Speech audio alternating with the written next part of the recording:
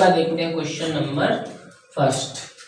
देखना, इस solid is in the shape of A corner standing on a hemisphere. इस solid, एक solid है बेटा, is in the shape of A corn. कैसी शेप है उसकी बेटा? कॉर्न की जैसी शेप है। और स्टैंडिंग ऑन अ हेमिस्फीयर, वो किस पर खड़ा हुआ है बेटा? हेमिस्फीयर पर खड़ा हुआ है। तो देखो जरा, ये हेमिस्फीयर और इस पर क्या खड़ा हुआ है बेटा? एक कॉर्न खड़ी हुई है। जो कोई डाउट? आगे देखिए, with both their radii being equal to 1 centimetre and height of the cone is equal to its radius.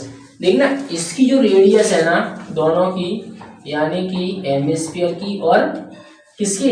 Corn की, इसकी जो रेडियस है उस रेडियस के इक्वली क्या है बेटा? इसकी हाइट बोल रहा है। अगर ये 1 सेंटीमीटर तो ये भी कितनी है बेटा? 1 सेंटीमीटर बोल रहा है इसकी हाइट भी।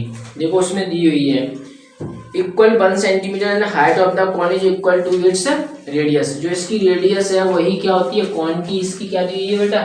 हाइट दी हुई है। अगर रेडियस 1 है तो इसकी हाइट भी कितनी होगी?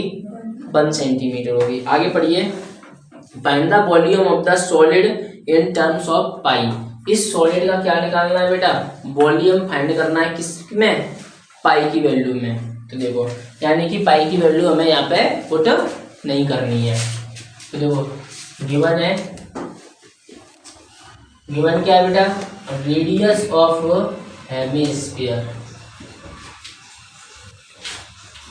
रेडियस ऑफ हेमिस्फीयर कितना होगा बेटा? आर इक्वल टू 1 सेंटीमीटर होगा। और हाइट ऑफ कॉर्न की हाइट कितनी होगी? एच इक्वल टू बेटा 1 सेंटीमीटर होगी कि नहीं होगी? और देखना यहाँ पे रेडियस ऑफ कॉर्न की रेडियस कितनी होगी बेटा? आर इक्वल टू, वो भी 1 सेंटीमीटर होगी कि नहीं होगी? फाइंड क्या करना है बेटा? Volume of solid. सॉलिड का क्या निकालना है? वॉल्यूम। सॉल्व करते हैं। देखो, वॉल्यूम ऑफ सॉलिड। अच्छा, कौन कौन सी चीज दी है सॉलिड में? हेमिस्फीयर दिया हुआ है और कॉर्न दिया हुआ है। तो हेमिस्फीयर का भी वॉल्यूम और कॉर्न का भी वॉल्यूम, दोनों का। तो देखो, वॉल्यूम ऑफ कॉर्न और प्लस वॉल्यूम ऑफ हेमिस्फीयर। देखना, वॉल्यूम ऑफ कॉर्न क्या होता है बेटा? 1/3 पाई आर स्क्वायर एच। और वॉल्यूम ऑफ हेमिस्फीयर क्या होता है बेटा? 2/3 पाई आर क्यूब। देखो, यहाँ से पाई कॉमन आ रहा है और आर स्क्वायर कॉमन आ रहा है कि नहीं आ रहा? बताइए, आ रहा है? तो देखो, वैसे तो 1/3 भी कॉमन आ रहा है यहाँ से। अगर नहीं समझ में आता तो हम कॉमन नहीं लेते हैं। तो देखो, पाई आर स्क्वायर ले लो बस अकेला। ये तो सेपरेट दिख रहा है ना कि पाई आर स्क्वायर कॉमन आ रहा है। यहाँ 3 आ रहा है, यहाँ 2 ही है केवल। तो यहाँ क्या बचेगा? केवल h बचेगा और 1/3। तो 1/3h प्लस यहाँ क्या बचेगा बेटा? 2/3 r। यही तो बचेगा, ये नहीं बचेगा। अब देखना, पाई आर की वैल्यू कितनी दी हुई है बेटा? 1 सेंटीमीटर स्क्वायर। 1/3 इंटू एच की वैल्यू कितनी दी हुई है? ये भी 1 सेंटीमीटर है। 2/3 आर भी कितना दिया होगा बेटा? 1 सेंटीमीटर है। तो ये हो जाएगा पाई 1 सेंटीमीटर स्क्वायर।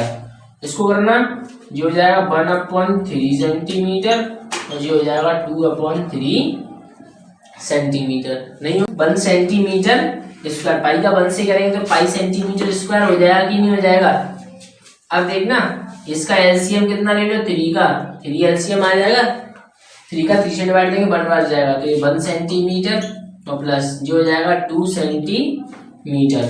जो क्या हो जाएगा बेटा? पाई सेंटीमीटर स्क्वायर। और 2 और 1 कितना होगा बेटा?